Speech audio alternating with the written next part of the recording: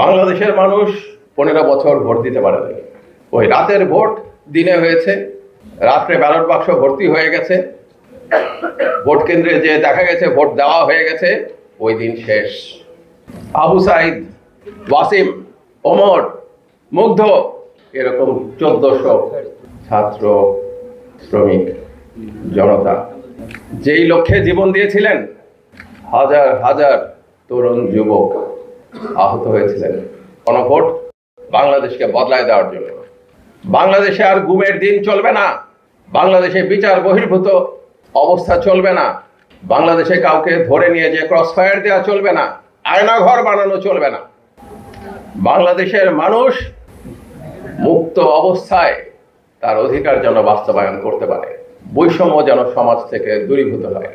সমস্ত ধর্মের মানুষ, সমস্ত নৃগোষ্ঠীর মানুষ তার যেন নিজের নিজের অবস্থান মতো স্বাধীনভাবে তাদের ধর্মীয়, সাংস্কৃতিক সমস্ত কিছু চর্চা করতে পারে। আগে তো এক সময়ে বাংলাদেশের প্রধান ধর্মাবলম্বী মানুষরাই, মুসলমানরাই তাদের ধর্ম পালনের ক্ষেত্রে বাধাগ্রস্ত হয়েছে, হয় নাই? শাপলা চত্বরে সমাবেশের উপরে হামলা হয় নাই, ম্যাসাকার হয় নাই? আমাদের ওই দিনগুলি আর চাই না। আমরা ওই বাংলাদেশ চাই যে বাংলাদেশ ভোট দিয়ে তার জনপ্রতিনিধি নির্বাচন করবে এবং জিজ্ঞেস করবে আপনি কি করলেন আমার জন্য। আর আমরা ওই বাংলাদেশ চাই যেখানে জুলাই সনদের ভিত্তিতে বাংলাদেশের আগামী 100 বছরের ভাগ্য নির্ধারিত হয়ে যাবে। আর এই জন্যই আপনাদের সবাইকে সম্পৃক্ত করে এই আলোচনাগুলি আমরা করছি।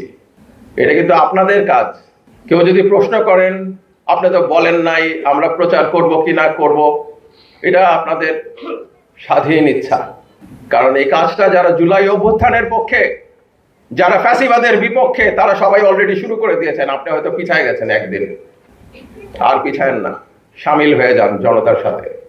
জনতার কাফেলা হ্যাঁ ভোটের পক্ষে, জনতার কাফেলা জুলাই সনদের পক্ষে, জনতার কাফেলা নতুন বাংলাদেশের পক্ষে।